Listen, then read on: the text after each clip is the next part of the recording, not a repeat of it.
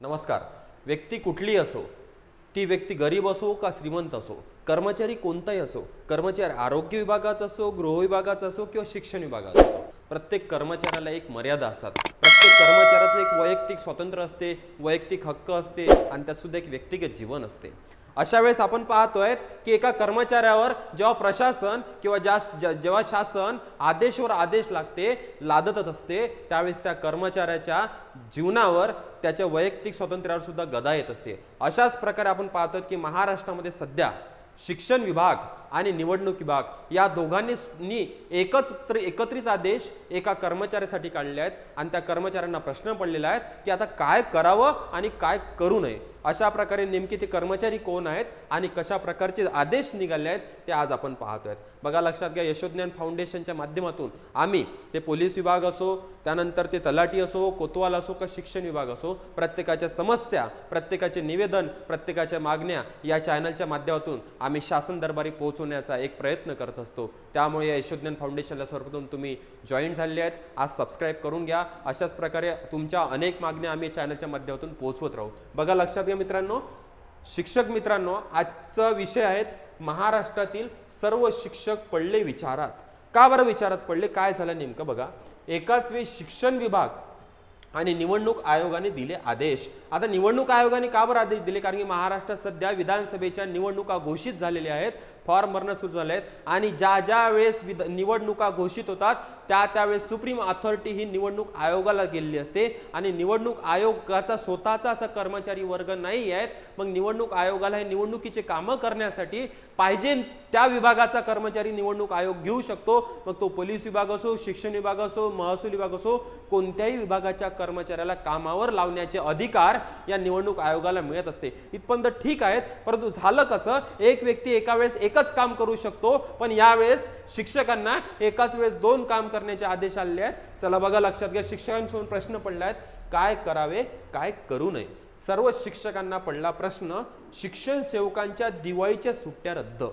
आता दिवाळीच्या सुट्ट्या आपण पाहतोय की दिवाळी सुद्धा सुरू झाली आहेत आणि दिवाळी सारखा मोठा सण असतो मित्रांनो. बघा, लक्षात घ्या, अशा वेळेस दोन आदेश आले असताना शिक्षकांना विचार पडला की दिवाळी साजरी करायची की नाही करायची, की सेवा बजवायची की नोकरी करायची, या प्रकारे. बघा, लक्षात घ्या, प्राध्यापक योगेश वानखेडे यांनी मांडली शिक्षकांची व्यथा. कशा प्रकारे आहेत, काय अडचण आहेत, काय समस्या आहे, काय आदेश आहे, समजून घेऊ. बघा, लक्षात घ्या, चला पहा मित्रांनो, चांगल्या प्रकारे समजून घ्या. महाराष्ट्र शासन शालेय शिक्षण क्रीडा विभाग, महाराष्ट्र शासन शालेय शिक्षण क्रीडा विभाग, राज्य शैक्षणिक संशोधन व प्रशिक्षण परिषद महाराष्ट्र पुणे. म्हणजे आता आपण जो आदेश वाचत आहोत हा शिक्षण विभागाचा आदेश वाचतोय. काय आहे शिक्षण विभागाचा? ठीक आहे, कारण की शिक्षकांचं मायबाप शिक्षण विभाग असते, मग मायबापाचं ऐकणं गरजेचं असते. मग मायबापाने आदेश कोणता दिला शिक्षकांना? बघा, लक्षात घ्या, प्रति प्राचार्य जिल्हा शिक्षण व प्रशिक्षण संस्था सर्व, ज्याला आपण डाएट म्हणतो. काय म्हटलंय? बघा, लक्षात घ्या, विषयात नवनियुक्त शिक्षकांसाठी, नवनियुक्त म्हणजे शिक्षण सेवक जे नुकतेच रुजू झाले आहेत त्यांच्यासाठी, नवनियुक्त शिक्षकांसाठी सेवा प्रवेशोत्तर प्रेरणा कार्यक्रम इंडक्शन्स प्रोग्राम अंतर्गत प्रशिक्षणाबाबत. मग काय आहे हे प्रशिक्षण, काय आहे हा कार्यक्रम, चला समजून घेऊ. बघा, लक्षात घ्या, आपण काय म्हटलं बघा, उपरोक्त विषयांवर राष्ट्रीय शिक्षण धोरण 2020 मधील मुद्दा क्रमांक 5.15 ते 5.21 मध्ये नवनियुक्त शिक्षकांसाठी प्रेरणा कार्यक्रमाचे आयोजन करणे अपेक्षित आहे.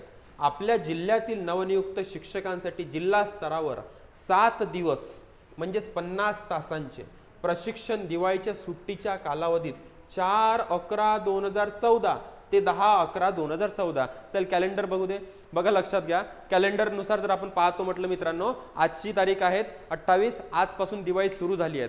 दिवाळी सुरू झाली आणि आपण जर कॅलेंडर पाहतो म्हटलं, आजची तारीख आहे 28, आजपासून सर्वीकडे सुट्ट्या सुरू झाल्यात. दे माझ्याकडे, इकडे बघू दे कॅलेंडर. ठीक आहे, चला पहा, आज 28 तारीख, आजपासून दिवाळीला सुरुवात झाली आहे आपण पाहतोय. आणि शासन काय म्हणते की 4/11/2024 ते 10/11/2024 या कालावधीत आयोजित करावयाचे आहेत प्रशिक्षण, या कालावधीत आयोजित करायचे आहेत. मग आज आपण पाहतोय की 4 तारखेला आपण पाहतोय की 3 तारखेला भाऊबीज आहेत. 3 तारखेला भाऊबीज आहे. शिक्षकांनी भाऊबीजेचा कार्यक्रम म्हणजे यांची रक्षाबंधन तर गेलंच, आता भाऊबीज पण जाऊ द्यायचं का? बहीण या ओवाळणी करायला येईल भावाची, त्यावेळेस भाऊच जर घरी राहणार नाही शिक्षक, मग बहीण कोणालाची ओवाळणी करणार? म्हणजे बघा लक्षात घ्या काय म्हटलंय समजून घ्या. दिवाळीच्या सुट्टीच्या कालावधी 4/11/2024 ते 10/11/2024 या कालावधीत आयोजित करावयाचे आहेत. जिल्हा स्तरावरील सूचना पुढील प्रमाणे.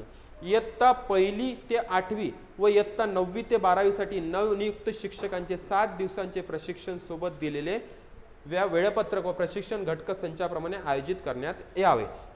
मी पूर्ण हे लेटर वाचून दाखवतोय. अजून पुन्हा कोणता आदेश आला निवडणूक आयोगाचा ते पण तुम्हाला सांगतोय. सर्वप्रथम आपण हे पूर्ण वाचून घेऊ. लवकर लवकर बघा, लक्षात घ्या. पहिले 6 दिवस इयत्ता 1ली ते 8वी 9वी ते 12वीला शिकविणाऱ्या शिक्षकांचे समान घटकांचे एकत्रित प्रशिक्षण घ्यावयाचे आहेत. 7वा दिवस हा स्वतंत्र घटकांसाठी असेल. वेळापत्रकांची सॉफ्ट कॉपी या पत्रासोबत पाठवण्यात येत आहेत. प्रशिक्षणादरम्यान प्रशिक्षणार्थींना मार्गदर्शक पुस्तिका उपलब्ध करून देण्यात यावी. त्याचप्रमाणे प्रशिक्षणाचे नियोजन करावे. बरं, नंतर काय म्हटलं बघा, लक्षात घ्या. आपल्या स्तरावर वर्गसंख्येनुसार आवश्यक सुलभकांची निवड करावी व त्यांना प्रशिक्षण घटक संचातील समाविष्ट घटकाची माहिती करून द्यावी. सुलभकांना संदर्भ साहित्याचे वाचन करण्यास सांगावे. सदर प्रशिक्षण ऑफलाईन स्वरूपात द्यावायचे असून सलग 7 दिवसांचे राहील. सलग 7 दिवसांचे प्रशिक्षण कालावधीत, हा एक पॉइंट वाचायचा आहे, महत्वाचा आहे. प्रशिक्षण कालावधीत कोणत्याही प्रकारची रजा अनुज्ञेय राहणार नाही, रविवार वगळून. रविवारी सुट्टी मिळेल, बाकी कुठे सुट्टी मिळणार नाही. चला बघा, लक्षात घ्या मित्रांनो. या प्रकारे हा शासन आदेश आलेला आहे.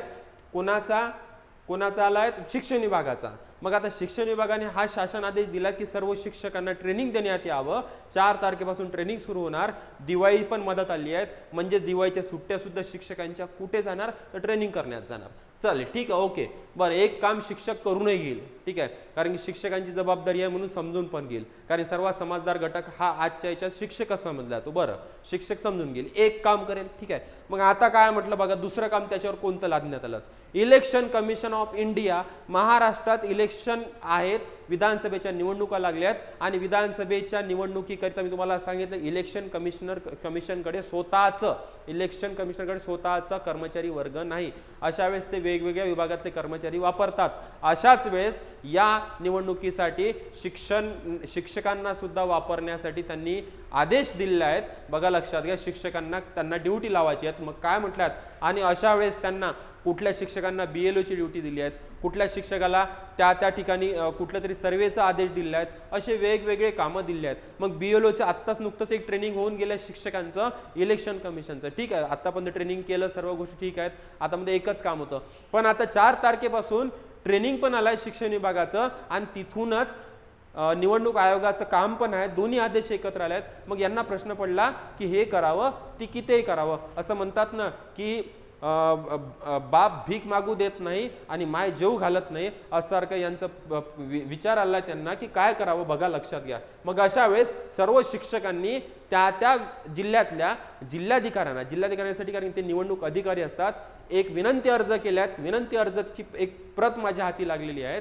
बघा, लक्षात घ्या काय आहे त्याच्यामध्ये. काय म्हणतात सर्व शिक्षक अर्जदार? सर्व नवनियुक्त शिक्षक जिल्हा परिषद दिनांक 4/11/2024 ते 10/11/2024 या कालावधीमध्ये निवडणूक कार्य व सेवा करण्यास अक्षम असल्याबाबत. अक्षम, आम्ही सक्षम नाही बाई, या काळात आम्हाला एकाच वेळेस दोन्ही काम करता येणार नाही, अक्षम आहोत म्हटलाय. महोदय, उपरोक्त विषयास अनुसरून आपणास निवेदन करण्यात येत आहे की आम्ही सर्व नवनियुक्त शिक्षक जिल्हा परिषद वर्धा येथे कार्यरत आहोत. बरं, ठीक आहे, ओके. म्हणजे हे वर्ध्याचं एक लेटर असेल, असे प्रत्येक जिल्ह्यातील एक लेटर पाहिलं. कार्यरत आहोत. आपल्याकडून निवडणूक कर्तव्य बजावण्याचे आदेश प्राप्त झाल्यामुळे आम्ही पहिल्या इलेक्शन ट्रेनिंगसाठी उपस्थितही झालो आहोत. बरं, तसेच आमच्यापैकी बरेच जण BLO चे देखील कार्य करत आहेत.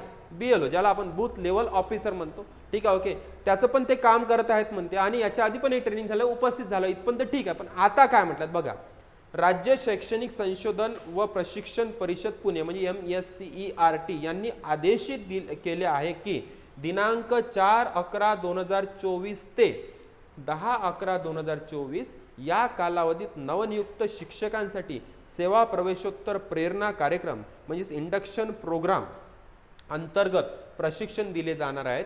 संबंधित आदेश हा आमच्या डिपार्टमेंट अंतर्गत असल्यामुळे तो पाळणे आम्हाच बंधनकारक आहेत. बरोबर, मी तुम्हाला पहिले सांगितले मायबाप शिक्षण विभाग आहे शिक्षकांचा, तो आदेश पाळणे बंधनकारकच आहेत, क्रमप्राप्त आहेत. निवडणूक कार्यकाळात हा आदेश आमच्यावर लादला जाऊ नये, सदर ही बाब त्यांच्या लक्षात आणून देण्याचा निरर्थक प्रयत्नही केले गेले आहेत.